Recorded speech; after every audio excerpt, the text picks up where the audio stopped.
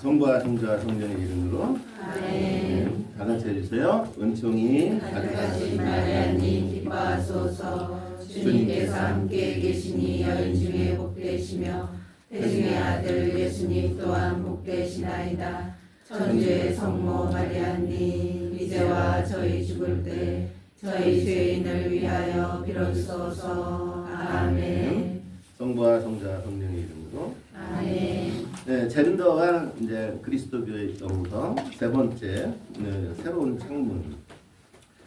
오늘날 젠더 문제는 사회 윤리적 차원을 넘어서 인간 존재의 의미와 공동체 안에서의 관계, 영적인 자기 인식과 구원론의 문제로까지 확장되고 있죠. 그러니까 단순하게 이 젠더라는 문제가 윤리적인 차원에서만 논의될 문제는 아니다.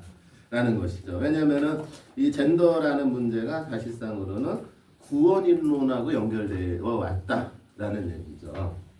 그리스도 전통 안에서 젠더는 오랫동안 본질주의적 시각에 따라서 해석되어 왔으며 여성과 또 성소수자에 대한 배제나 침묵을 정당화하는 신학적 근거로 작용해 왔다. 이게 이제 과거의 모습인 거죠. 과거의 모습. 그러나 현대사회에서 젠더 감수성에 대한 인식이 급변함에 따라 신학과 영성은 전통의 재해석과 새로운 실천을 요청받고 있다. 그래서 제 스승님이 한 2년 전에 제임스 마틴의 다리 놓기라는 책을 번역을 했어요. 다리 놓기. 이게 뭐냐면은 무슨 문제에 다른 거냐면 성소수자 문제에 다른 거예요. 근데 성소수자들을 제약시해서 구원에서 배제된 존재로 볼 거냐, 아니면은 그들을 구원의 론적인 관점에서 바라봐야 할 거냐, 이해했죠? 네. 그랬을 적에 이제 제임스 마틴이라는 유명한 예수의 신부가 이제 그 책을 2년 전인가 하여튼 썼는데 제 스승님이 바로 그걸 번역을 해서 이제 나왔는데 이제는 이제 교회가 외면할 수 없다. 응? 그래서 달이 나야 된다. 그러니까 교회가 그들의 다리가 돼야 된다. 그래서 제목이 무슨 놓기예요? 다리 놓기라는 그런 책이 이제 나오기도 했고요. 하느님 모상이라는 개념은 모든 인간이 하느님의 존엄한 형상대로 창조되었음을 선언한 거죠. 그렇죠? 이건 모든 인간인 거예요. 어떤 특정 인간만을 얘기하는 게 아니죠. 그런데 역사 속에서는 그런데 인류 역사를 보면은 남성 중심의 해석으로 재현되어 왔죠. 교회 제도 안에서 남성 사제직의 전통이 이어졌고 여성은 배제됐고 특히 성소수자에 대한 모호하거나 이중적인 태도 등은 여전히 해결되지 않은 과제가 됐죠. 이는 단지 제도적 구조나 윤리적 문조를 넘어서 영적 정체성의 재구성이라는 본질적인 신앙의 문제계로 구결되죠. 따라서 오늘 강의는 이러한 문제의식에서 출발하여 그리스도의 영성의 관점에서 젠더 문제를 신학적으로 재조명해 보고자 합니다. 이를 위해 첫째, 그리스도교 전통 안의 젠더 인식의 배경과 그에 대한 현대 여성신학의 비판을 분석하고, 둘째, 젠더 평등과 포용의 영성적 의미를 성서적 근거를 통해서 탐구하고, 셋째, 이게 처음 해야 한 문제인 거예요. 이거는 이제 셋째가 제일 어려운 문제야. 지금 성소수자 공동체를 향한 교회의 사목적 도전과 발전 방향을 영성적 관점에서 제시하며, 넷째, 이러한 논의를 토대로 교회 안에서 가능한 사목적 실천과 신학적 제안을 모색할 것입니다. 강의는 신학의 언어가 누구의 경험을 담아내는가, 영성은 어떻게 인간의 젠더적 정체성과 만나는가라는 질문을 중심에 놓고 있고, 이는 단지 기존 체계에 대한 비판을 하는 것이 아니라 그걸 넘어서 젠더적 차이를 넘어선 사랑과 정의, 해방의 영성을 형성하기 위한 기초 작업이 될 겁니다. 이를 통해 하나님의 형상으로 창조된 모든 존재가 교회 공동체 안에서 존엄성과 성소를 누릴 수 있는 길을 모색하고자 합니다. 가톨릭 교회 역시 가톨릭 교회 교리서에서 성소수자의 인간적 존엄을 강조하며 이들에 대한 부당한 차별을 명백히 배격해야 함을 가르칩니다. 또한 프란시스코 교황은 사목적 권고, 사랑의 기쁨에서 성소수자 신자들을 위한 환대와 존중의 필요성을 언급하며 그들도 공동체의 일원임을 뭐하고 있습니다? 강조하고 있습니다. 그러니까 이건 이제 도전적인 질문인 거죠. 도전적인 질문. 그래서 이제 뭐 이거다 맞다라는 거가 아니라 지금 교회가 어떻게 이들을 상대해야 할 것인지 한번 이렇게 탐구해 봐야 된다라는 거죠. 근데 이제 오늘날의 문제를 보는 것이 아니라 왜 오늘날과 같은 그러한 그 불평등 이런 것들이 있었는지 좀 따져보기도 하자 이런 얘기죠. 전통 신학에서의 젠더 이해, 교부 신학은 인간 존재의 존엄과 구원을 강조했으나 젠더에 대한 이해는 철저히 고대 철학과 사회 구조의 영향을 받았습니다. 특히 여성은 종종 남성에 비해 열등한 존재 혹은 타락의 매개로 해석되었으며 이는 창세기의 해석 방식과도 연결되죠. 뜰리아누스 교부는 여성을 가리켜 뭐라고 불렀어요? 악마의 눈이라고 불렀으며 아우구스티누스는 여성이 하느님의 형상을 지니기는 하지만 그 온전함은 남성과의 관계 속에서만 실현된다고 보았습니다. 이게 아우구스티누스의 신학이에요. 알았죠? 그러니까 여성이 온전하려면 여성 자체로는 온전함이 있을 수가 없어. 그러니까 여성은 결핍된 존재인 거야. 그래서 남성이 있어야지만 여성은 완전성을 향해 갈 수 있다라는 그런 사고 방식을 그 유명한 아우구스티누스 성인이 한 거예요. 이러한 신학은 여성의 구원 가능성을 부정하지 않았지만 가능성은 있다 이거죠. 그렇죠? 네. 그러니까 누구한테 위존하면 되는 거예요? 남성한테 위존하면 되는 거다 이런 얘기죠. 여성의 본성과 역할을 어떻게 규정함으로써 종속적으로 규정함으로써 교회 제도 안에서 배제와 침묵을 정당화하는 논리를 제공했고 이는 인간론과 구원론이 비성찰적으로 젠더 이분법을 전제하고 있음을 보여주죠. 근데 무슨 철학? 교부 철학, 교부 신학 이게 있죠. 근데 이런 거가 있으니까는 이제 이게 성의 문제, 이 젠더의 문제에 와서 교회가 이게 좀 삐딱했다라는 거예요. 삐딱했고. 그럼 중세는 어땠을까요? 토마스 아퀴나스는 아리스토텔레스의 형이상학을 신학에 통합하면서 여성의 존재론적 지위에 대해 다음과 같이 기술했습니다. 여성은 본성상 결핍된 남성이다. 그는 그러니까 내가 한 얘기가 아니라 토마스 아퀴나스. 그는 남성 중심의 창조 질서를 자연법의 일환으로 간주했으며 여성의 역할은 가정 내에서 남성에게 보조적인 것으로 이해했죠. 이러한 사상은 남성과 여성의 본질적 차이, 위계적 관계, 성직 참여의 제한을 정당화하는 철학적, 신학적 근거가 되었습니다. 그러니까 여러분들 여성 사제 얘기를 하려면은 교부 문헌부터 해갖고 다 반박해야 되는 거예요. 신학적으로. 아우구스티누스 반박해야 되고 토마스 아퀴나스 반박해야 됩니다. 이게 쉬운 문제는 아닌 거지. 이러한 전통은 젠더를 생물학적 차원에서 이해하고 이를 바탕으로 한 사회적 위계 구조를 신학적으로 정당화하였죠. 근데 이게 이제 맞았던 거가 그 당시에 교회의 문제라기보다는 이게 그 당시에 유럽 사회의 문제인 거지. 그쵸? 유럽 사회 문화의 문제이고 그 당시에는 남성 중심주의적인 지배 구조가 있었던 시대니까 이 그리스도교의 철학이 그리스도교의 신학이 어떻게 그 지배 구조를 합리화시키기에 딱 맞아 안 맞아? 그 맞아 들어가니까는 이제 이게 또 이게 이렇게 되는 거죠. 그래서 여성은 감정적이고 수동적인 존재로 여겨졌고 이에 따라 영적 지향성과 상업적 권위에서도 어떻게 되었다? 이게 이제 성이 젠더라는 문제가 공정하게 다뤄지지 않은 모습을 보여주는 것이죠.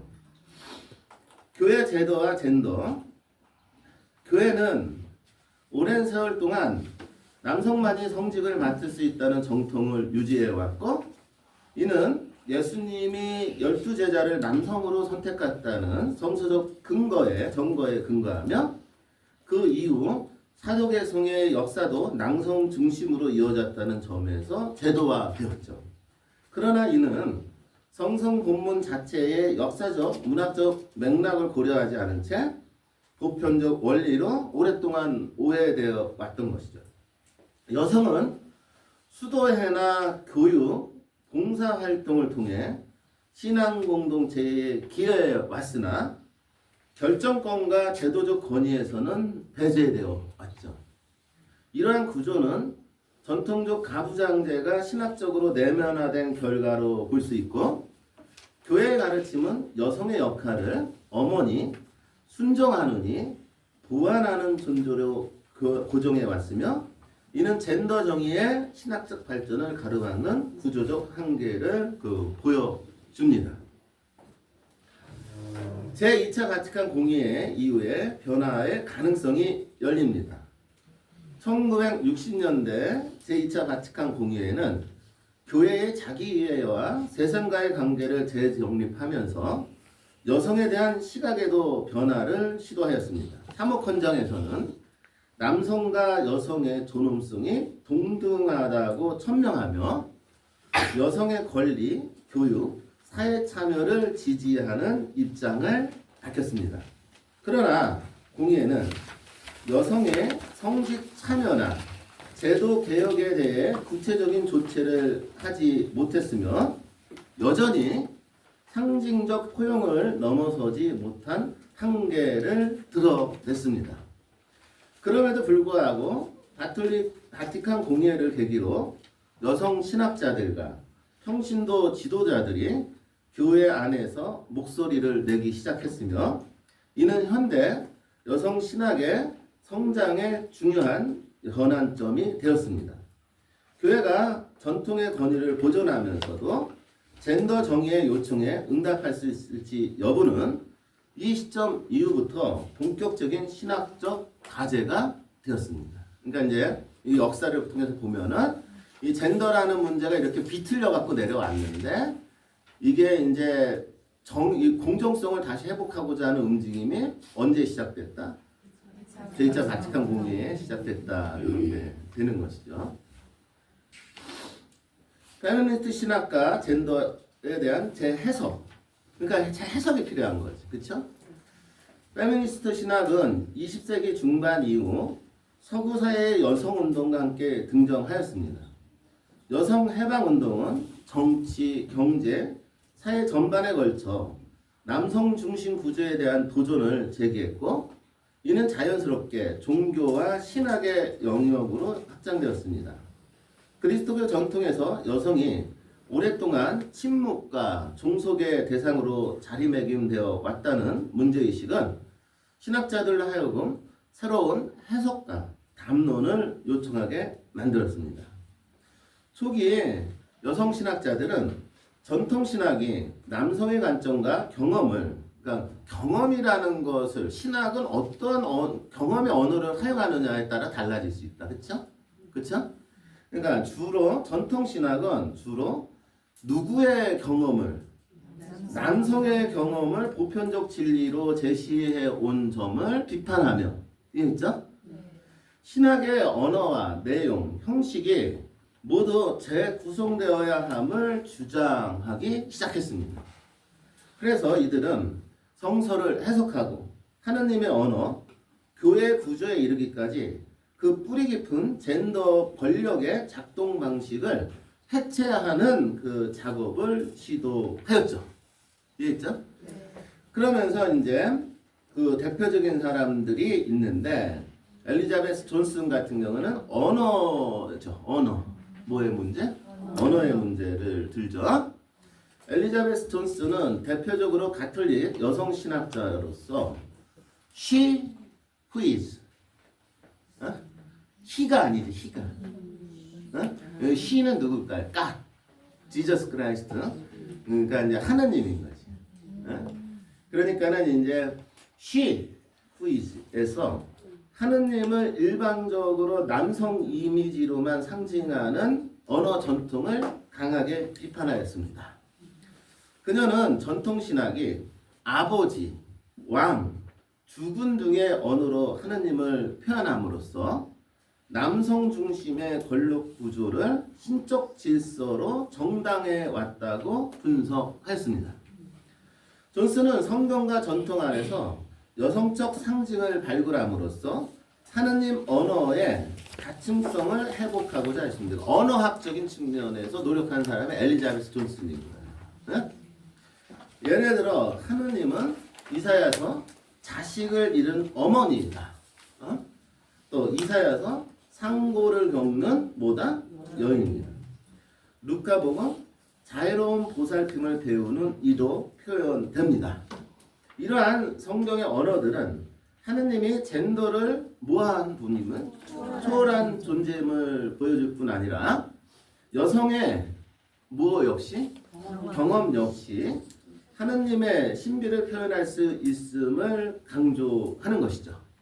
그래서 존슨은 이렇게 말합니다. 하느님은 남성도 여성도 아니며 모든 존재를 초월하는 신비이다. 그러나 여성적 이미지가 배제된 상태에서는 모두 왜곡될 수 있다. 초월성조차 왜곡될 수 있다가 이제 이런 관점에서 뭐라 그럴까? 이 젠더의 문제를 접근하는 그런 류가 있는 거죠. 그런 류가. 그래서 셀리 맥페이그 같은 사람도 그런 류인 거예요. 셀리 맥페이그 같은 사람도. 그 다음에 이제 루터와 피오렌자. 여기서는 이제 정의와 구원의 문제를 다루는 거죠. 로즈마리 루터는 뭐 많이 들어봤을 거예요. 루터는 성차별과 하느님 이야기에서 성차별주의를 하느님 계시와 배치되는 죄로 간주합니다. 그녀는 여성의 경험과 고통을 신학적 자원으로 재평가하며, 그러니까 여기서 계속 키워드가 하나가 있어. 뭐 있어요? 경험이죠? 경험. 그쵸? 구원은 남성 중심의 논리가 아닌 억압받는 자들의 해방이라는 관점에서 재정의되어야 한다고 주장합니다. 루터에 따르면 진정한 신학은 모든 인간을 동등하게 창조하신 하느님을 증언하는 것이며, 따라서 젠더 정의는 선택이 아닌 신앙의 본질적인 요구입니다. 그냥 이렇게 말합니다. 하느님은 모든 인간을 동등하게 사랑하시는 분이며 남성과 여성의 특성을 모두 내포하고 계시기 때문에 정의, 이 젠더 정의를 현실화시켜야 된다. 무슨 정의? 젠더 정의 문제를 현실화해야 된다. 그러니까 이제 뭐 남성은 남성성만 있어요? 그러면 말도 안 되는 거지. 남성이 나이가 들면 이상하게 TV보다 눈물을 흘리잖아. 남성 안에 뭐가 있는 거야? 여성성이 있는 거야. 인간이라는 존재가 어떤 양극성으로 한쪽으로 치우친 존재가 아니에요. 인간은. 이게 남자이기 때문에 뭐 여성성이 없는 거 아니거든. 그쵸? 그죠? 근데 이제 어느 순간서부터 오래는 부착되다 보니까는 이 남성 안에는 무슨 성만 있어야 되는 거야? 남성성만 있어야 된다라는 그런 인식. 여성 안에는 무슨 성만 있어? 여성성만 있어야 된다는 인식. 이런 이분법적인 것들이 고착되어 갖고 그러다 보니까 여성의 언어들, 여성의 경험들, 여성의 하느님, 그러니까 하느님 어머님 이런 어떤 개념들이 교회 안에서 상실되어 왔고. 그러면 어떻게 되는 거야? 그러니까 두 개의 페이지라고 하면 두 페이지가 있는데 신학이 두 페이지가 있는데 그동안 신학을 어느 페이지만 해왔던 거야. 한쪽 페이지는 제쳐두고 이것만 한 거잖아. 그럼 이게 신학이 이게 공정한가? 공정하지 않잖아. 그러니까 신학 전반에 대한 재해석과 재요구가 필요하다. 이렇게까지 나올 수밖에 없는 거죠. 그러니까 그 다음에 피오렌차 유명한데 그 잊혀진 여성들에서 성경 본문 속에서 지어진 여성들의 흔적을 복원하고 이게 굉장히 중요한 작업을 했어요. 피오렌차가. 해방적 성서 해석하게 토대를 마련한 분이죠. 그녀는 전통적 성서 해석이 가부장적 교회 질서를 정당화하는 수단이 되어 왔다고 비판하면서 여성의 기업과 목소리를 회복하는 것이 교회의 정의와 구원의 회복과 직결된다고 강조했죠. 그러니까 이제 지금도 이제 이거 얼굴 가리고 다니는 그 종교 있잖아. 그렇잖아. 그쪽은 뭐야 이게 뭐 완전히 이게 뭐 여성의 언어는 아예 없는 거지. 여성의 언어는 하나도 없는 거예요. 그러니까는 이제 모르겠어요. 뭐가 정의로운 건지. 그런데 이제 우리 가톨릭 신학은 이거 복구해야 된다. 그러면 페미니스트 신학은 여성 신학은 단지 여성의 권익을 주장하는 사회적 운동인가? 그건 아니다 이거예요. 그러니까는 이제 가톨릭 여성 신학하고 일반적인 사회에서 하는 페미니즘하고는 같다 다르다? 그건 다 성향이 완전 다른 거예요. 완전 다른 거라고.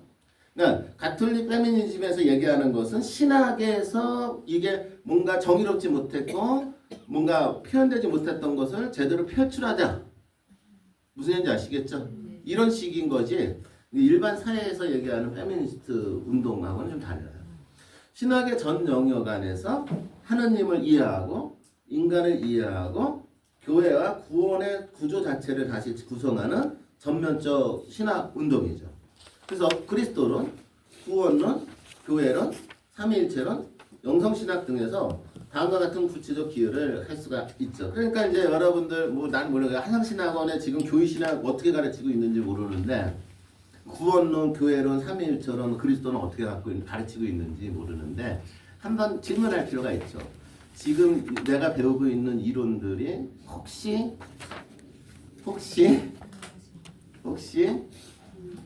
남성 중심주의 언어의 교회론을 배우는 거 아닐까? 혹시 삼위일체론을 내가 한쪽으로 치우친 사고방식으로 배우고 있지는 않을까? 뭐 이런 질문을 던져볼 필요가 있는 거예요. 그러니까 이제 가르치는 사람들이 시야가 좀 넓으면은 이제 전통적인 관점에서의 뭐 접근도 중요하지만은 현대적인 관점에서 교회론을 재해석하고 바라보는 그런 작업들도 굉장히 중요한 것이 되어버리죠. 여하튼 삼위일체론의 재해석. 전통 삼위일체론은 종종 위계적 구조, 성부, 성자, 성령으로 이해됐죠. 그러니까 이제 그림도 보면은 이제 성화 같은 거 보면은 전통적인 성화는 보면은 맨 위에 성부에 있는 거야. 맨 위에 누가 있어? 그림에 위계 질서가 있는 거야. 그러니까 맨 위에 성부.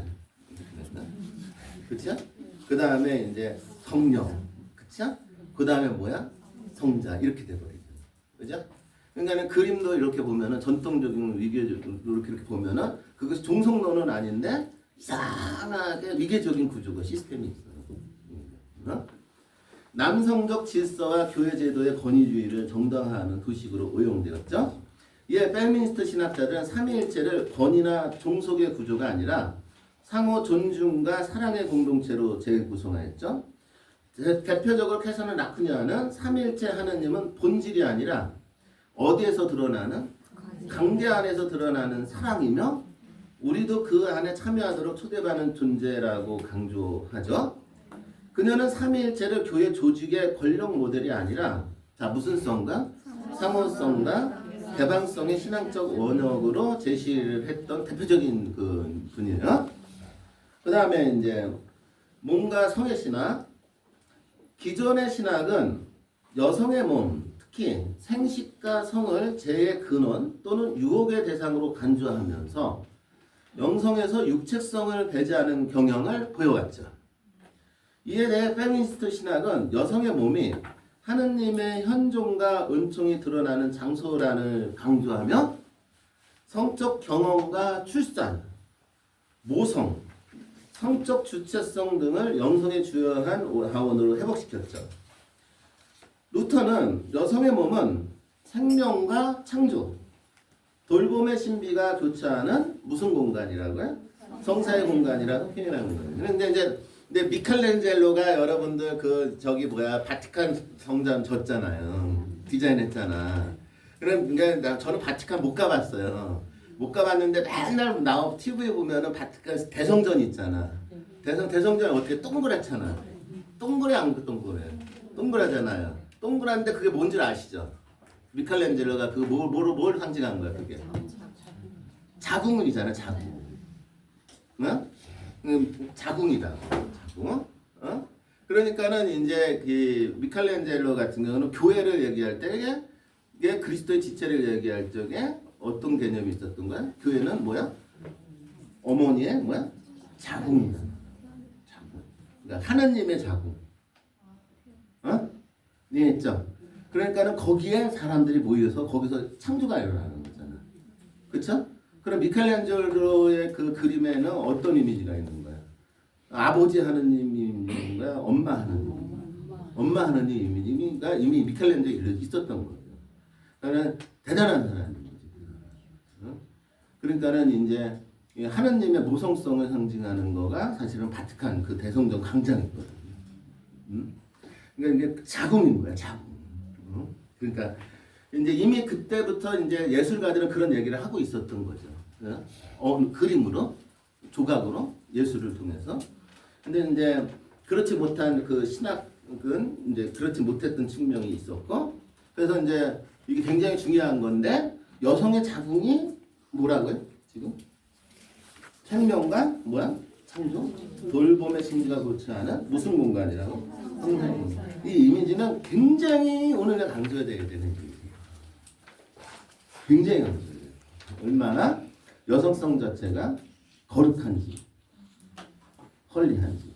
이게 강조돼야지 됐을 적에 이게 오늘날 벌어지고 있는 이 몸의 소중함. 무슨 얘기인지 아시죠? 지금? 몸의 헐리니스. 이해했어요? 이런 부분들을 얘기할 수 있는 신학적 근거가 되는 거지. 어? 그러니까 요즘 젊은이들 같은 경우에 그냥 원나잇도 많이 하잖아. 어? 그랬을 적에 이런 신학적 근거를 바탕으로 해서 그냥 윤리적인 차원에서 니네들 그렇게 하면은 죄다. 어? 이렇게 갈 건지 너의 자궁이 뭐야? 어떤 곳이다? 창조고 생명이고 신성한 헐리니스한 곳이다. 네 몸이. 라는 교육이 이루어졌을 때 어떤 효과가 있을지 한번 생각을 해볼 필요가 있는 거죠. 무슨 얘기인지 아시겠죠? 그러니까 그런 측면에서 섹시즘 이런 것들을 생각해 볼 필요가 있는 거죠. 그냥 단순히 윤리적으로 제도적으로 그냥 뭐 여성을 순결해야 돼 이거 아니라는 거지. 그냥 마르셀라 알트하우스 리드는 몸, 성, 쾌락조차도 무슨 언어가 될 수 있다고? 신학적 언어가 될 수 있다고 주장하며 육체의 경험을 억압하지 않는 신학의 가능성을 제시를 했죠. 이는 성의 억압이 아니라 해방과 연대의 통로가 될 수 있다는 신학적 통찰을 제시하죠. 그 다음에 경험의 신학화. 이게 굉장히 중요한 건데 전통 신학은 객관적 이론과 보편적 원리를 강조하면서 특정 집단의 경험, 특히 여성의 삶의 자리와 고통을 주변화했죠. 마지널리화 시켜버린 거지. 어? 그래서 여성 신학은 경험을 신학의 출발점으로 삼는데 피오렌차는 여성의 침묵 또는 배제, 상처 속에서도 하느님의 목소리가 들릴 수 있다고 주장하며 여성의 구체적 삶과 이야기, 관계 안에서 신학적 성찰이 시작되어야 한다라고 얘기하죠. 그러니까 이제 여성이 갖고 있는 어떤 이 배제된 삶, 여성이기 때문에 받아야 되는 상처들 이런 것들을 우리가 신학의 언어로 쓸 줄 알아야 되는 거죠. 예를 들어서 성경에도 예수님이 여러 여성들을 만나잖아요. 그쵸? 그래 여성 만났는데 뭐 가늠한 여성도 만나고 사마리아 여성도 만나 그러잖아. 그쵸? 예수님이 왜 그들을 만났을까라는 질문을 던질 필요가 있는 거지. 예수님이 복음 전달하는 메시지 안에는 그들의 그 삶의 이야기, 여성 그 소외된 이들의 이야기 안에서 우리 복음이 나아가야 할 길이 있다라는 메시지가 있지 않았느냐라는 질문이 있겠죠. 그렇죠? 근데 왜 우리는 그동안 이것을 소외해 시켰을까? 그러니까는 이게 우리가 재구성해야 되는 거 아닐까? 이런 측면들인 거죠. 그러니까 뭐 제도적으로 이렇게 해야 된다라는 얘기를 하는 것이 아니라 이러한 것들을 우리가 잘 발굴해 나가야 되는 과제가 있다라는 거죠. 하느님의 계시는 제도나 엘리트에게만 주어진 것이 아니라 주방과 병상, 노동의 현장, 억압받는 모험 안에서도 발생한다라는 신학적 확장을 얘기하는 것이죠. 그러니까 이제 이런 것들이 이제 이게 처음 듣는 분들은 쇼킹한 거지. 이런 얘기 처음 듣는 분들은 그건 조금 이런 쪽에 관심이 있었던 분들은 그럴 수 있다죠. 근데 이제 좀 더 정확하게 이제 이것이 왜 오늘날 과제가 되는지를 이제 우리가 좀 인식해야지 뭔가 변화가 일어나는 거죠. 그리스도 영성과 젠더 평등. 영성 신학은 인간의 내면과 하느님과의 관계를 중심으로 성찰하는 신학 분야였죠. 그러나 이 분야 역시 오랫동안 남성 중심의 인간 이해와 구원 모델에 기반해 왔죠. 고전적인 영성 서적들은 여성의 경험을 보편적 영성의 자료로 포함하지 않거나 여성의 신체성과 정체성을 유혹이라든가 또는 절제라든가 또는 자기 비움의 대상으로만 강조해 왔죠. 그래서 현대 영성신학은 이러한 편향을 극복하고 젠더적 주체로서의 인간, 특히 여성과 성소수자의 신앙 경험을 온전히 신학의 중심에 포함시켜야 한다는 요구에 직면하고 있죠. 근데 여기서 이제 여성의 문제만을 얘기하는 것이 아니라 이제 더 확장되는 거가 뭐냐면 여러분들이 다 거부하는 성소수자 문제. 그러니까 자 봐요. 남성 중심주의적 사고 방식에서 여성이 억압받아갔던 거 사실이죠. 맞죠? 그렇죠? 그럼 이들 이야기 들어야겠지. 그러면 일반 대중의 언어에서 소외된 성소수자들도 억압받는 거 맞잖아. 그럼 이들 얘기 들어야 될까 안 들어야 될까? 들어야 되지. 근데 어느 순간서부터 이 사회권, 인식, 윤리적인 잣대, 제도, 구조 안에서는 성소수자 얘기를 귀담아 듣지 않는다. 이걸 확장시켜야 되는 거지. 그죠? 근데 이 부분은 이제 더 못 받아들이겠지. 이제 어려운 문제로 이제 접근되겠죠. 젠더 평등은 단지 정치적 권리의 문제가 아니라 하나님과의 관계 안에서 인간 존재 전체 회복을 요구하는 영성의 과제가 돼버리는 것이죠. 그래서 이제 이거를 어떻게 해야 되냐. 일단은 중요한 거는 들어야 돼. 뭐 해야 된다고? 들어야 돼.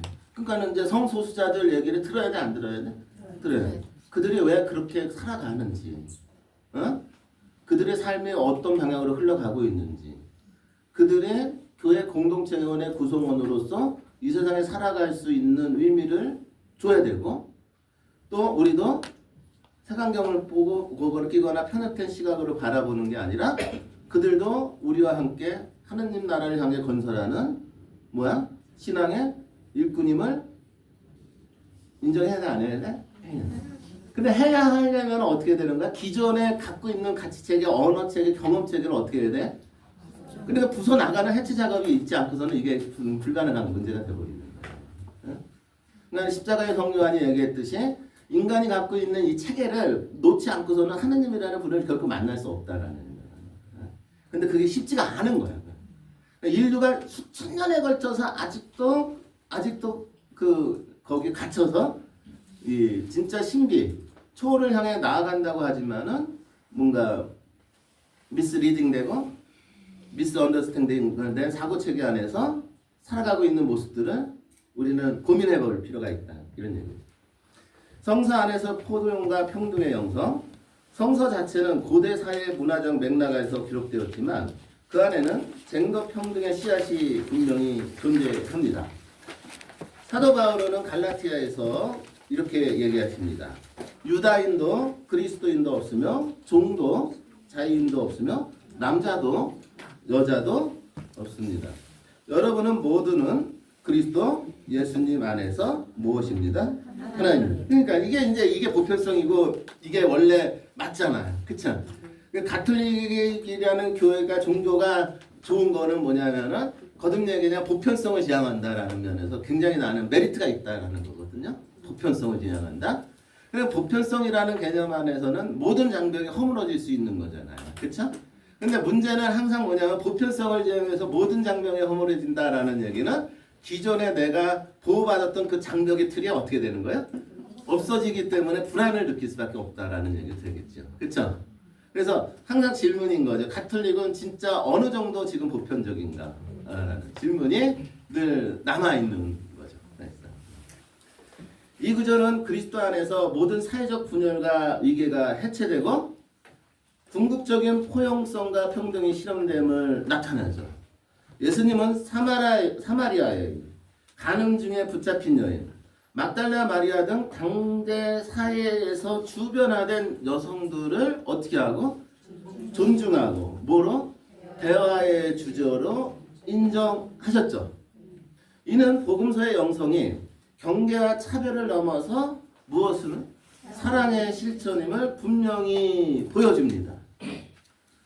여성들은 예수의 삶과 죽음, 부활의 순간마다 중심적 증인으로 등장하며 초대교회 공동체에서도 예언자, 지도자, 후원자의 역할을 감당하였죠.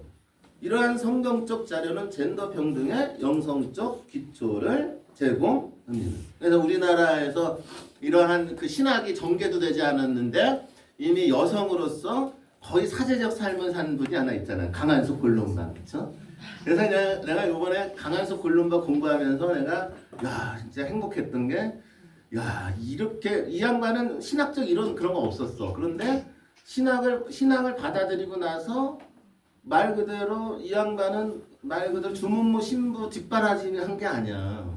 주문모 신부가 이 세상 우리나라에 와갖고서는 사목 활동을 하려면은 누가 있어야 되는 거야? 강한수 골룸바가 없었으면 사목 활동이 불가능했던 거예요. 강한수 골룸바는 교리 교사였고, 이해했죠? 교리 교사였고, 진짜 대단해. 그 당시에 유교라는 그 남성 중심적 가부정지 그 사회 안에서 진짜 여기에서 얘기하는 여성성의 의미를 그대로 살려서 살았던 분 중에 한 분이 강한수 골룸바예요. 그러니까 이상한 거지. 그러니까 그 양반이 이런 신학을 알았을까? 강한숙이? 1801년에 신유박해 때 돌아가시기 전인데 벌써 몇 년 전인 거예요. 1800년. 200년이 넘는 시간 아니야.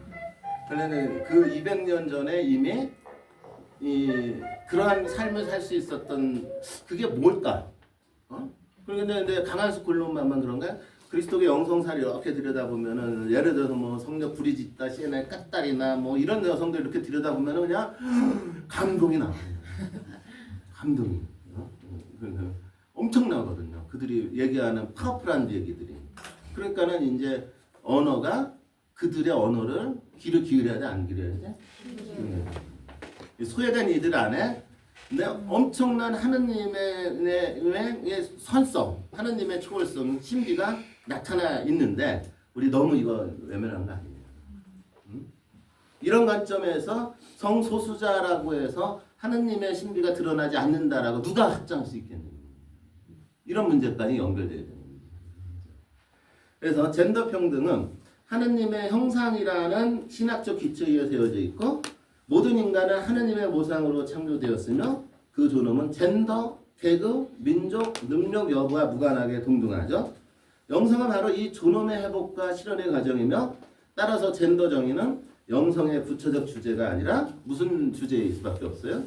중심 가제가 될 수밖에 없는 거고 이게 얼마큼 이게 이 젠더 정의가 이 세상에서 우리 교회 안에서 현실화될 수 있는가에 대한 실천적인 문제들은 계속해서 상고해 나가야 되겠죠. 여성과 성소수자들이 오랫동안 교회에 안팎에서 경험한 침묵과 배제, 상처와 갈등은 영성적으로 해석될 수 있는 고통의 자리이고 하느님과의 새로운 만남의 장소가 될 수 있죠.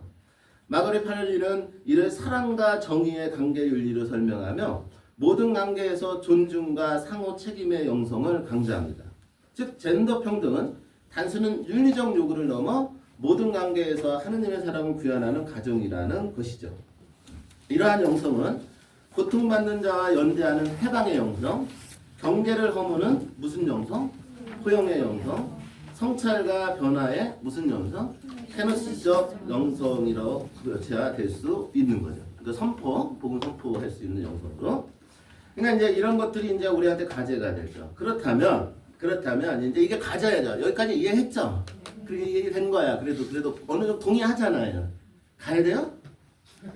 아니야, 뭐 그런 얘기를 해. 그냥 해오던 대로 하지. 이거에? 난 모르겠어, 여러분들. 근데 저는 이거는 우리가 너무 외면해왔다. 그래서 젠더와 영성 실천.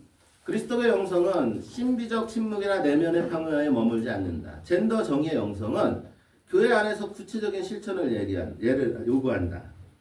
그래서 예를 들어 다음과 같은 실천이 제한될 수 있다. 여성의 리더십 확대, 뭐 여성 평신도, 수도자, 시작자들이 교회 안에서 의사결정과 사목활동에 더 많이 참여할 수 있도록 오늘 구조적 개편이 요구되는 거죠. 이거 실질적인 얘기죠. 그렇죠? 포용적 언어의 사용, 전례와 교리 안에서 젠더 포용적 언어 사용을 확대함으로써 신학적 언어의 정의를 회복해야 되는 것이죠. 그러니까 이제 보면은 이제 아까도 얘기했지만 성서 안에 굉장히 그 여성들이 중심 인물들이 있는데, 그 여성들이 성서 안에 가려지잖아. 그치? 아브라함이 중요하잖아. 그래 안 그래요? 그래 아브라함만 중요한가? 또 누구도 있어요. 사라도 있잖아. 그렇잖아. 그 믿음의 조상이 아브라함이 되기 위해서는 누가 있었어야 되는 거예요? 사라의 언어가 있어야 되는데 구약 성경 안에 사라의 언어 없잖아. 그러니까는 이게 이상하다는 거죠. 그러니까 언어 자체. 전례에서 쓰는 언어들도 지금도 굉장히 남성 중심적 언어잖아요. 아 미안합니다. 그러니까 이제 외국에서는 이제 글을 쓸 적에 이제 옛날에는 he 이렇게 썼는데 요즘에는 he and she 이렇게 쓰잖아. 내가 또 모르는구나. 그리고 요즘 다 그렇게 씁니다. 그러니까 그들은 이렇게 하잖아. 3인칭 대명사 쓰잖아. 그들은 하면 막연하잖아. 그럼 그들이라는 언어를 쓰면 사람들은 그 글을 읽으면서 오랜 자기도 모르게 문화적으로 습관이 돼서 그들은 하면은 남성을 딱 떠올린다는 거야. 그 이해했죠? 그러니까 어떻게 해야 되는 거야? 언어적으로도 회복시키는 거지. 그러니까 그들은 아니고 he and she. 이런 식으로 이제 죄송해요. 그러니까 이런 식으로 이제 교리 안에서도. 근데 아까 누가 그 성서의 인물에 대해서 좀 알려주고 싶은데 그랬는데, 근데 내가 알기로는 성서 인물들에 대해서 좀 이렇게 정리한 책들이 몇 권 있어요. 제가 알기로는. 근데 이제 보면은 한번 생각해보라. 성서에 나와 있는 인물들을 교리 시간에 알려주고 싶다. 그럼 누가 먼저 떠오를 것 같아? 아브라함, 다윗, 솔로몬.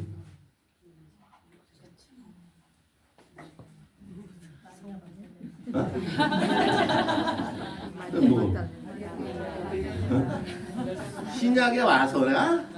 그지? 그런데 이제 신약에 와갖고서는 예를 들어서 마리아 막달라나 얘기하려고 그러면 무슨 건더기가 있어? 무슨 얘기인지 아시겠어요? 그러니까 이게 이제 이런 문제들 이제 얘기해야죠. 네? 저는 이제 조만간 교회에서 이제 잘려서 그 다음에 이제 성찰 공동체 형성. 그래서 젠더 정의에 대해 함께 배우고 실천하는 영성 공동체 운영 필요하겠죠. 그 다음에 이제 젠더 정의의 문제를 함께 배워야 되는 거야. 실천해야 되는 거야. 그래서 교회 안에서 이러한 것을 어떻게 되면 현실화시킬 수 있는지에 대한 모임 또는 피정, 교육 이런 것들 굉장히 필요하죠. 사실상으로는. 교리교사 하실 때도 이런 거 고민해야 되는 거야. 이런 거. 그 다음에 상처 입은 이들의 동반자 되기, 젠더로 인해 상처 입은 이들과의 영적 연대, 경청, 치유 이런 문제들도 실천돼야 되는 아주 큰 문제가 되죠. 그리고 이 젠더의 문제는 오늘날에 첨예하게 무슨 문제하고 연결돼 버리는 거예요? 성, 소수자 문제와 연결이 될 수밖에 없는 거죠. 뭐 레즈비언, 게이 뭐 이런 사람들, 그래서 이게 약자예요. LGBTQ 그러니까 이렇게 되는데 이제 이게 보면은 이제 자연과학적으로도 보면은 성이라는 거가 굉장히 다양하다라는 거는 이미 밝혀졌잖아요. 아니구나 또. 자연과학적으로 이제 하나님이 이 세상을 창조했잖아. 이 창조한 창조물을 이렇게 들여다보라고. 이렇게 보면은 남성과 여성으로 이렇게 구분되어 있지 않다고 이 세상이. 그쵸? 아닌가요? 자, 뭐가 있어요? 남성도 있고 여성도 있지만 무성도 있잖아. 무성 있어 없어? 있잖아. 무성이 있잖아. 무성. 나무도 암나무, 순나무가 있지만은 그쵸? 그런데 돌은 무성이잖아. 바위 같은 거. 그렇잖아? 강물. 왜 강물은 여러분들한테 하느님이 만드는 피조물이야. 강물. 그럼 물은 무슨 성이야? 물은. 그러니까 이게 다 자연 안에서 나오는 이 자연적인 요소들 아니야. 그러니까는 이게 성이라는 언어로 규정될 수 없는 창조물들이 많아 적어? 많아. 근데 보면은 어떤 나무는 양성도 있잖아. 그렇잖아. 그런 다음에 파충류 같은 경우에도 양성 있잖아. 그래 안 그래요? 그럼 자연 하나님이 만드는 창조 신학적으로 한번 따져보자고. 하나님이 이 세상을 창조하신 창조주면 그리고 보시니 좋았다라고 했으면 하나님이 창조한 그 모든 것들이 그 자체로 존엄성을 갖고 있는데 어떻게 이 젠더라는 문제가 단순하게 남성과 여성이라는 이분법으로 도식화돼서 규정될 수 있냐고요. 또 노려보네. 그러니까는 이제 아니잖아 벌써 여러분들. 아닌데 왜 우리는 이 남성과 여성이라는 이 이분법적 도식 안에서 아까도 했지만은 토마스 아퀴나스가 얘기했듯이 여성은 뭐야? 결핍된 뭐라고? 남성이다라는 그런 사고방식에 젖어서 왜 그렇게 살아야 하느냐라는 질문이 있는 거란 말이에요. 그리고 그렇지 않은 성은 왜 우리는 무시해 왔느냐라는 질문이 있는 거예요. 그렇지 않아요? 그러니까 어떻게 되는 거야? 우리가 이 문제에 대해서 새롭게 인식해야 돼, 안 해야 돼? 해야 되고 그런데 지금 상태는 어떤 상태야? 지금 상태. 그들은 지금 공동체 구성으로 인정받아? 못 받아. 사회라는 제도 속에서 그들이 삶의 여건을 살아갈 수 있도록 뭐 터전이 있어? 없어. 그렇다면 그들은 말 그대로 옛날에 여성들이 남성의 부산물로 여겨지면서 소외됐듯이 요즘 현대사회는 성소수자들을 뭐하고 있는 거요? 소외시키고 있다라는 측면이 있잖아. 그래 안 그래요? 그리고 또 윤리적인 측면으로 얘기해 봤을 적에 정상적으로 결혼한 사람들은 성적으로 쟤 안 짓고 살아? 아니잖아. 성적인 측면에서 물리적인 측면에서 성적인 측면에서 결혼을 제 짓고 사는 놈들 중에 많은 놈들이 정상적인 결혼 생활하는 놈들이 많잖아. 아니에요? 맞잖아. 아내의 성을 존중하지 못하고 상대방을 공격하지 못하면서 폭력적으로 가정생활을 이끌어가는 남성들이 있잖아. 그러면은 그냥 말 그대로 결혼이라는 남성과 여성이라는 결혼이라는 제도라는 측면으로만 이 성의 문제를 봐야 됐겠냐라는 거야. 결혼이라는 측면이 이 섹시즘의 문제를 해결할 수 있는 윤리적 창구가 되었느냐라는 거야. 아니잖아. 그런데 왜 우리는 그런 거에 대해 고집하고 살아야 되느냐 이런 거는 쇼킹하죠? 예. 저한테 돌 던지지 마시고. 그러니까 제가 뭐 하는 거냐? 우리가 영성이라는 거는 과연 무엇인가? 영성이라는 것은 거듭 얘기하지만 어떤 사회 문제를 진단하거나 정치적인 문제를 얘기하는 건 아닌 거야. 중요한 거는 하느님이 원래 우리에게 원하시는 세계를 우리가 회복하고 하느님의 원하는 나라를 이 땅에서 어느 정도 구현하는 거기 위해서 우리가 어떻게 살아야 하느냐를 문제를 다루는 게 영성이고 그것을 학문적으로 접근하는 것이 무슨 신학이요?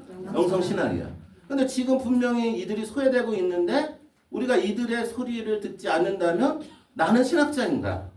아니 나는 지금 신앙을 살아가고 있는 영성가인가라는 질문이 올 수밖에 없는 거죠.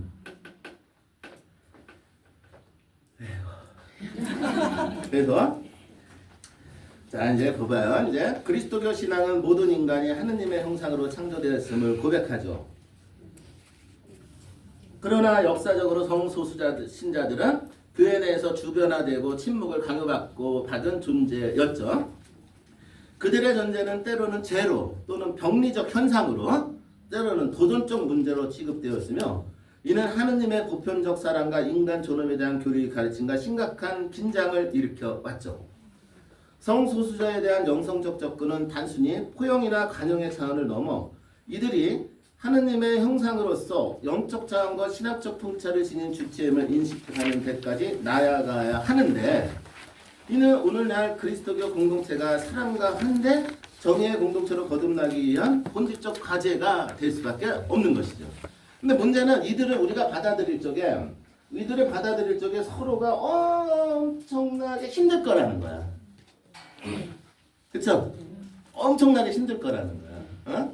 근데 그 힘든 자체가 사실상으로는 우리가 사랑과 환대, 정의의 공동체로 거듭나기 위한 것이 과정이 될 수도 있다라는 얘기가 돼버리죠.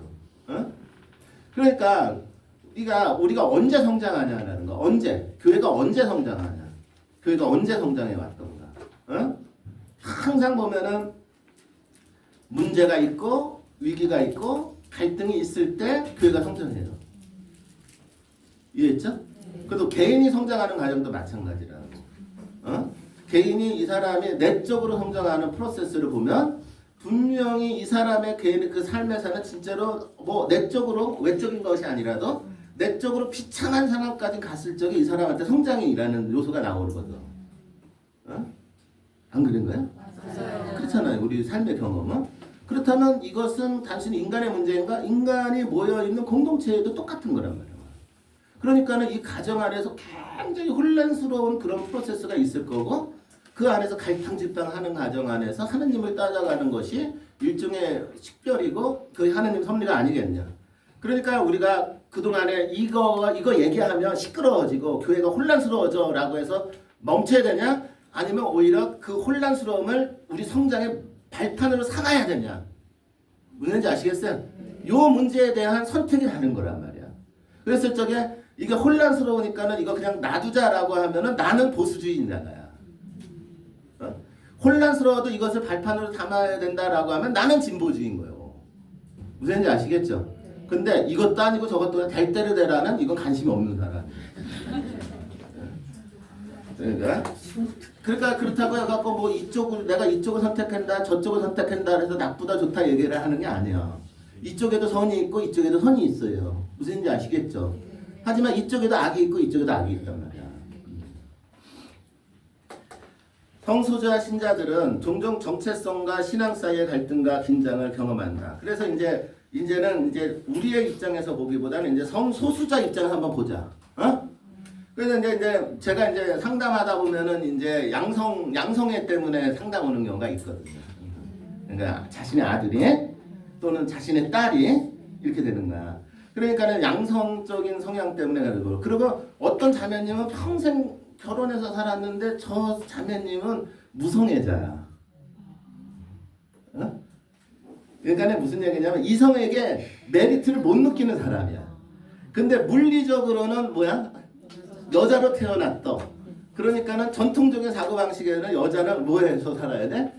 결혼해서 살아야 돼서 결혼해서 애 낳고 살았는데 평생 자기는 남편하고의 삶의 선에서 행복하다고 느낀 적 한 번도 없는 여성이 있어. 특히 섹슈얼리티라는 측면에서 아무리 섹슈얼리티라는 측면에서 남성 부부 관계를 해도 거기서 기쁨을 느낀 적이 한 번도 없다라는 자매가 있단 말이야. 그러면은 그 자매는 물리적으로 자연적으로 태어나기로는 어떤 성향을 갖고 있는 인물인 거야? 무성인 거야. 무슨지 아시겠어요? 그러면은 그 자매가 문제냐라는 거야. 그렇지 않아? 태어나면서 그런 건지 아니면 태어나면서는 본성적으로. 어떻게 명확하다. 그래, 근데 더 들여다봐야 되는 문제가 있지만 그런 자매들이 있다고요. 자, 그러면은 자 어떻게 해야 될 거냐는 거야. 그런데 그래서 그 자매 이렇게 얘기 들어보면은 자기는 그게 여성으로서 태어나서 그것이 당연하기에, 그치? 사회 제도가 그것을 당연시 여기기에 그것이 정의라고 선이라고 생각하기에 살아왔는데 나는 그 안에서 그 어떤 인간적인 만족, 기쁨, 행복도 누릴 수 없이 그렇게 살아와서 지금은 내가 나이가 들어서 이제 어떻게 내 인생이 무엇의 의미가 있었는지 난 찾지 못한다. 이렇게 하소연하는 자매들도 있다고요. 근데 놀라지 마세요. 놀라지 마세요. 부부간의 관계에서 그런 걸 못 느끼는 여성들이 제법 있어요.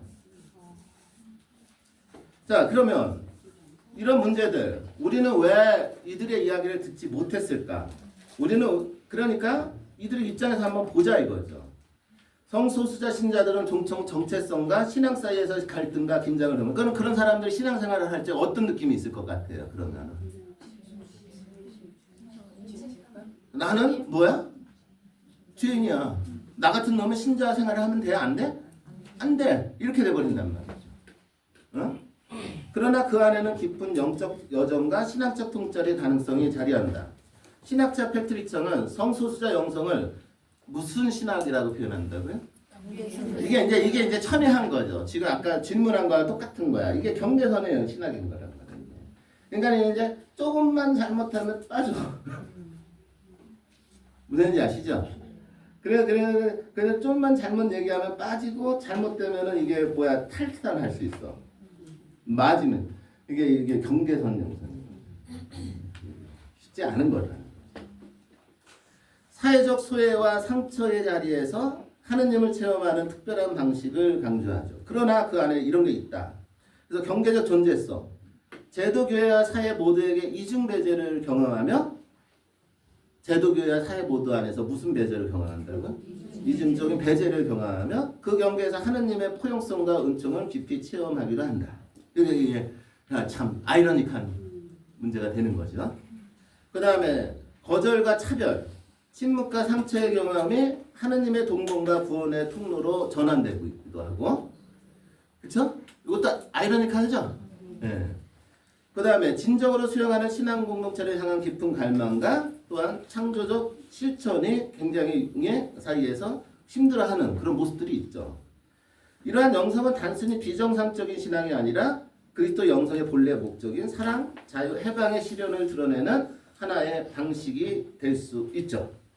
그게 문제인 거예요, 문제. 교회의 공식 입장과 그러면 교회는 이 성소수자에 대해서 어떻게 얘기하고 있는 건가? 그렇죠? 가톨릭 교회는 전통적으로 동성애 행위는 질서에 어긋나는 행위로 간주해 왔으며, 이해했죠? 그 행위를 윤리적으로 용납하지 않습니다. 그러나 이거 윤리적인 측면에서는 이건 용납 안 돼. 아셨죠? 그러나 동시에 동성애적 성향을 지닌 이들도 누구라고요? 하느님께서 사랑하시는 자녀로서 존엄과 존중을 받아야 한다고 가르칩니다. 똑같이 가톨릭 교회 교리서에 나와 있는 내용이에요. 이해했죠? 그러니까 윤리적인 잣대로서는 이거는 올바르다, 잘못됐다. 그러나 그들도 존중 받아야 되고 하느님의 뭐다? 사랑스러운 자녀이다. 라는 이게 두 가지 퍼스펙트가 다 있어요, 지금. 가톨릭 교회. 어? 프랑스 교회는 이러한 긴장을 넘어서는 새로운 사목적 언어와 태도를 제시를 하죠. 2013년 성소수자 신자들에 대해 다음과 같이 말했죠. 이거 유명한 얘기잖아요. 그들이 하느님을 찾고 무엇을 지닌다면? 선의를 지닌다면 내가 누구를 판단할 수 있겠는가. 그러니까 여기서 이제 중요한 게 뭐냐면 주체로서의 문제가 있는 거예요. 뭐의 문제가 있다고? 주체로서의 문제. 어? 주체. 자, 그러니까 뭐냐면 그랬을 때 이제 아까 그 자매님 평생 그렇게 살아왔던 그 자매님, 그런데 이제 그 자매님이 그런 상황 속에서 어떻게 왔냐면은 늘 자기는 그렇게 뭐 그런 거 없이 그렇게 살아왔고 또 근데 또 그분 남편은 또 엄청난 가부장적인 남자예요. 어? 그래갖고 여자가 그러니까 자기의 부인이 뭐 쉽게 쉽게 말하면 슈퍼 갈 때도 이게 남편의 허락을 받아야 되는. 어?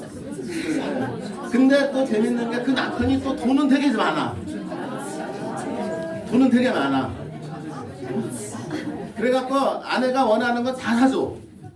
외제차도 사주고 뭐 집도 사주고 다 해. 근데 이 여성은 항상 자기 울타리에는 있어야 되는. 그러니까 그 상황에서 이 양반이 결혼 생활 계속 해왔다고요. 그러니까 뭐 미친 거겠지. 미치는 거야지. 그러다가 이제 이게 자기가 뭐야 인라이트먼트 각성이 된 거야. 내가 이게 사는 거가 사는 게 아닌 거야. 이게 각성이 되니까 어떻게 되는 거야? 그때부터는 내가 진짜 자유롭게 내 인생을 살고 싶어. 근데 내 울타리가 지금 철저해. 나는 어떻게 살아야 할 거라는 것을 5년 동안 나한테 상담을 했어요. 치고 나와요.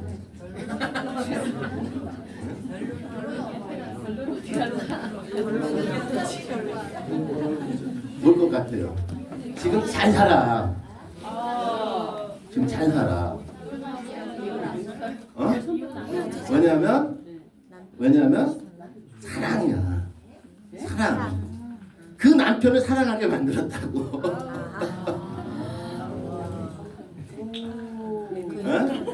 무슨 얘기인지 아시겠어요? 그러니까 주체의 문제가 있다 이거야. 이 메시지를 알아들어야 돼. 주체의 문제가 있는 거예요.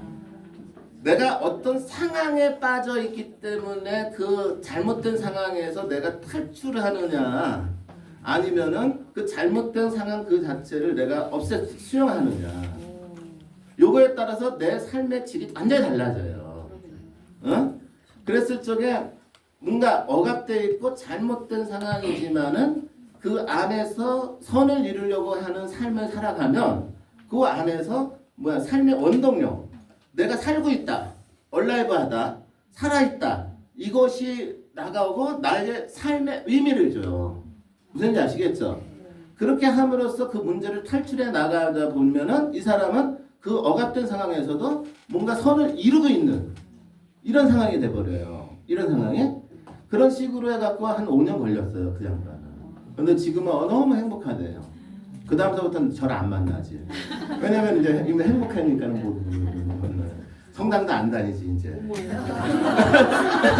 왜냐면 그 문제가 해결 안 됐을 때는 하나님한테 울고불고 매달려. 야 되잖아. 그러니까는 여기도 찾아다니서 강의 듣고 저기도 찾아 강의 듣고 여기 가서 상담하고 저기 가서 상담을 했을 거 아니야. 그런데 그게 이제 그 문제가 해결되니까는 맨날 가끔가다 문자는 와. 지금 해외여행 가고 있어요. 뭐 하고 있어요. 이렇게는. 누가 김창옥이게 얘기하면 나비 부인 되는 꽃 찾아 날아다니는 나비 부인이야. 그런데 이제 남편하고의 관계도 굉장히 많이 회복이 돼갖고 그렇게 크게 어려움은 없다. 그러나 본질적으로 모든 문제가 해결된 건 아닌데 주체가 그 안에서 뭔가 하고 있는 거. 그거가 이제 키예요. 그러니까 우리가 이게 제도적으로 이런 문제를 해서 이거 해결해야 된다라는 것이 아니라 그 상황 속에 있는 주체들이 그 상황에서 지금 교황님 말씀대로 그들이 누구를 찾고 하나님을 찾고 뭘 한다면 선을 지닌다면 이게 중요한 거야. 이해했죠? 그럼 그 얘기는 무슨 얘기야? 그들이 하나님을 찾고 선을 지닐 수 있도록 이렇게 돼야 돼요. 이해했죠? 그러니까 그들이 하나님을 찾고 선을 지닐 수 있도록 우리가 뭐 할 거냐라는 문제가 있다라는 거죠. 이해했죠? 여기가 포커스 있는 거지. 그런데 그동안에는 어떻게 했냐? 요 앞에가 없이 판단한 거지. 그래서 이 발언은 사목의 중심이 교리적 심판이 아니라 하나님을 찾는 인간의 여정에 대한 동반임을 보여주죠. 교황은 또한 사랑의 기쁨에서 성소수자들도 교회 공동체 안에서 함께 살아가야 할 형제 자매임을 밝히고 그들을 존중하고 환대할 것을 촉구했죠.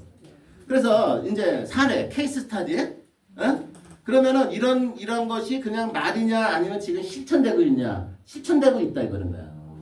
어디에서 실천되고 있느냐? 뉴욕 세인트 폴 예수의 공동체 여기에서는 성소수자 신자들을 위한 기도 모임이 있고 성서 나눔이 있고 영적 지도 프로그램이 운영되고 있다. 왜? 그들이 누굴 찾고? 하나님을 찾고 무엇을? 선을 추구할 수 있도록 어떻게 하기 위해서? 도와주기 위해서. 이해했죠? 그쵸? 요거라고요 우리는. 샌프란시스코에 네트워크 워크가 있는데 성소수자 가족들을 위한 상담, 교육, 친교 활동을 통해 교회 안에 안전한 공간을 제공하고 있다. 그 다음에 영국 런던에 성소수자 환영 미사가 있다. 그래서 성소수자 그 가족들이 정기적으로 미사에 참여할 수 있도록 마련된 예배 공동체가 있다 없다? 있다. 그러니까 질문. 한국에는 있어요? 그러니까 이제 성소수자가만 고통받는 게 아니라 그 성소수자가 있는 그 가족들이 겪는 아픔, 상실 이 문제도 우리가 시키면 안 되잖아. 그렇죠? 그러니까는 당사자의 문제이기도 하고 그 가족의 문제이기도 하고 결국 이 문제는 뭐의 문제야? 교회 공동체의 문제잖아. 그럼 이 교회 공동체의 문제에 이런 문제가 있으면 어떻게 해야 되는 거야? 교회가 거듭 얘기하지만 윤리적인 잣대, 교리적인 잣대를 통해 너희들은 죄인이야. 죄의식을 불러일으켜서 너희들은 교회 다니면 안 돼. 이렇게 해야 되냐? 아니면 그들이 하느님의 선을 실현할 수 있는 포용의 장소를 만들어야 되냐? 그리고 또 하나 더 중요한 건 경험의 언어다. 뭐의 언어다? 경험. 그들은 우리가 경험하지 못하는 측면을 경험하고 살아가고 있어요. 그쵸? 어쩌면 예수님이 가능한 여자를 통해서 듣고자 하는 메시지가 있었을지도 모른다 이거야. 그렇다면 교회가 그들의 소리를 들어야 돼? 안 들어야 돼? 들어야 되겠지. 그들의 경험을 알아야 돼? 몰라야 돼? 알아야겠지. 그리고 그들의 삶의 경험 안에서 하느님이 어떻게 작용하는지 파악해야 돼? 안 해야 돼? 해야 되겠지. 이런 문제들이 있는 거죠.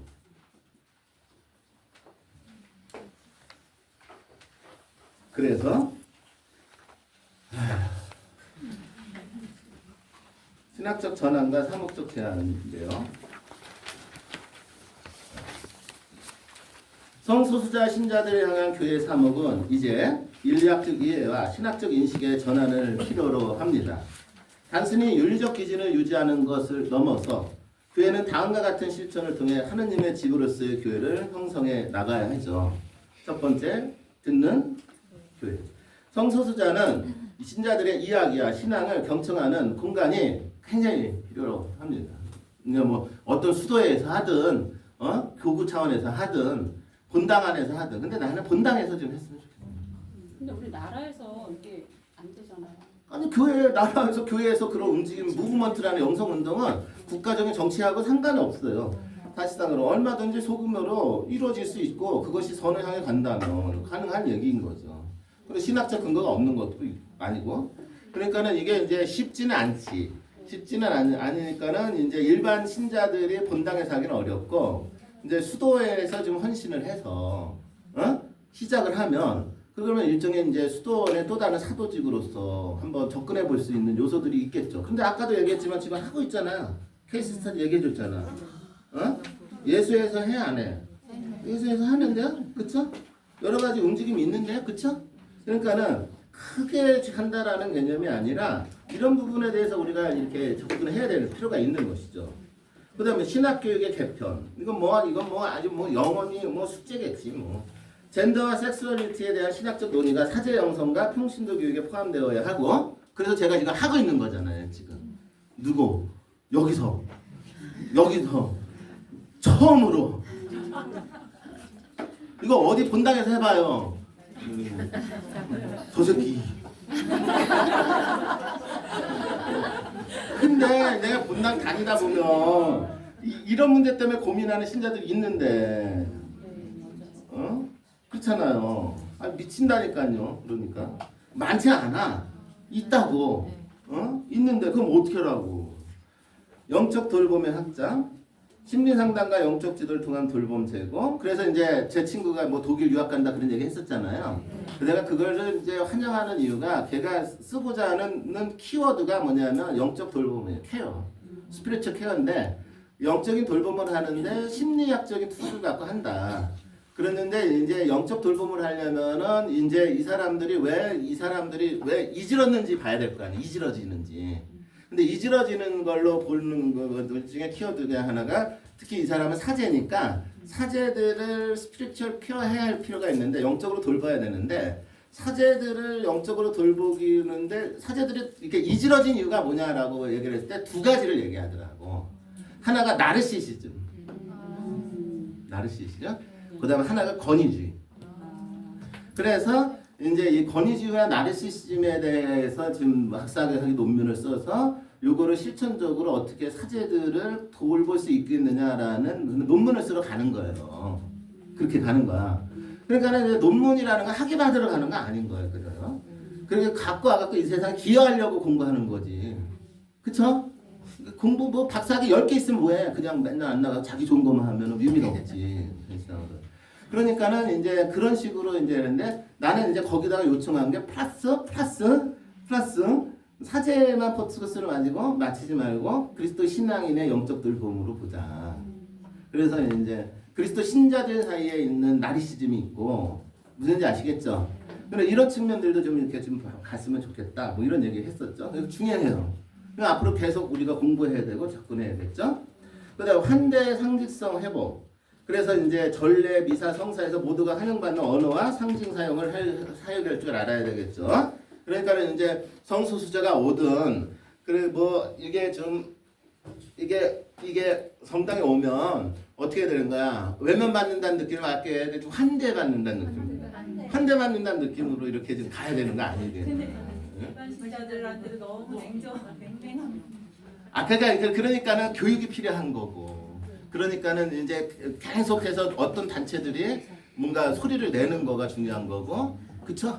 그러니까 봐봐요. 지금 말하는 거 그 현실이지. 우리 가톨릭 신자들은 그냥 그 정도 성소수자한테만 냉담한 게 아니야. 장애인한테도 되게 냉담해. 우리 가톨릭 신자들. 그래갖고서는 약간 신체가 불편한 애가 이렇게 하고 오면은 쳐다본단 말이야. 그러니까 쳐다보면 안 되거든.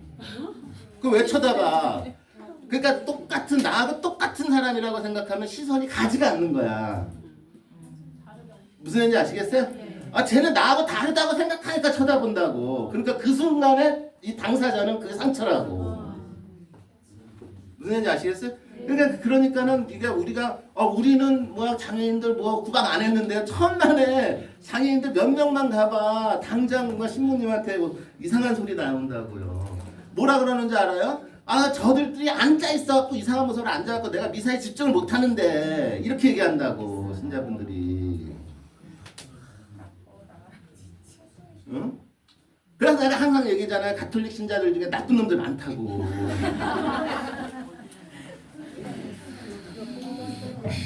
그러니까 어떻게 해야 되는 거야? 요번에 이제 스승님하고 밥 먹으면서 내가 이 문제에 대해서 몇 가지 얘기하니까 스승님이 네가 열심히 노력한다고 그놈들이 변할 줄 알아? 천만에 안 변해. 그래서 내가 승질 나가 그러면 어떻게 하라는 거예요? 그래서 변하게 만들어야지. 그러니까 스승님이 묻더라고.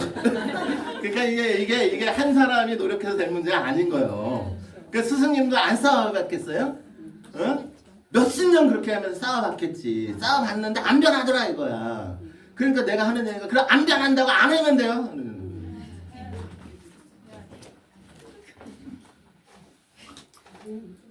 어느 쪽에?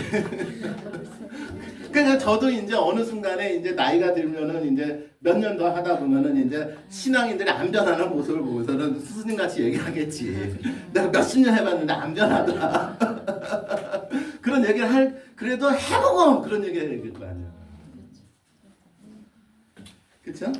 그러니까 그 문제라는 거야 지금 이런 강의를 하는 이유가. 여기 앉아 계신 분들 중에서도 제 강의가 불편한 분들이 있을 수 있다라는 거예요. 가난하게 한다고 그래도 어떻게 해야 될 거야? 어떻게 해야 돼? 응?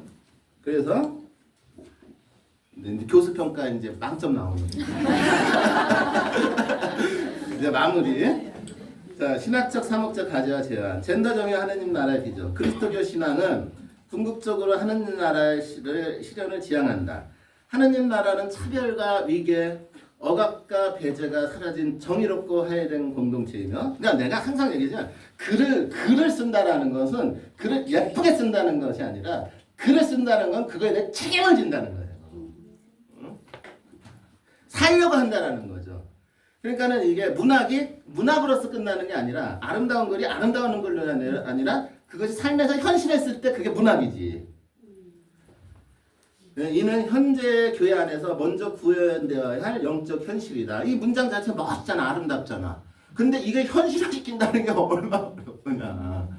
젠더 정의는 단순히 시대적 요구에 대한 응답이 아니라 하느님 나라의 복음적 가치, 사랑, 평등, 존엄, 공동체 맨날 하는 얘기잖아. 사랑하라, 평등해라, 또 이런 얘기야. 그게 얼마큼 당신의 삶에서 책임지고 있느냐는 얘기예요. 실천하는 방식이다. 앞선 장들에서 살펴본 바와 같이 전통적 교회는 남성주의 교리와 구조, 언어와 실천을 통해 여성과 성소수자를 주변화시켜왔다. 하지만 현대 페미니스트 신학과 성소수자 신학 그리고 성서적 영성은 모두 이러한 패러다임의 전환을 요구한다. 이제 교회는 회개와 새신, 새로운 해석과 실천을 통해 젠더 정의를 중심 가치로 삼아야 한다.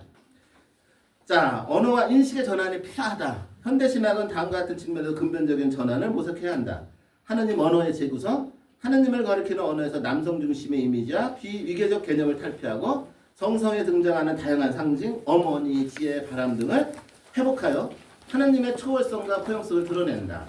인간학의 재정립이 필요하다. 인간을 남성과 여성이라는 이분법적으로 고정하기보다는 하느님의 형상을 지닌 존재로서 다양성과 관계성을 포용하는 신학적 인류학을 구성해야 한다. 교회론적 확장이 필요하다. 교회를 남성 중심 제도가 아닌 은총과 관계의 공동체로 이해하고 젠더에 상관없이 모두가 참여하고 주도할 수 있는 교회 구조를 정립해야 한다. 이러한 자금은 단지 사상의 수정이 아니라 하느님에 대한 이해와 신앙 실천의 재구성하는 점에서 본질적인 신학의 과제이다. 사목적으로도 매우 중요한 과제가 있다.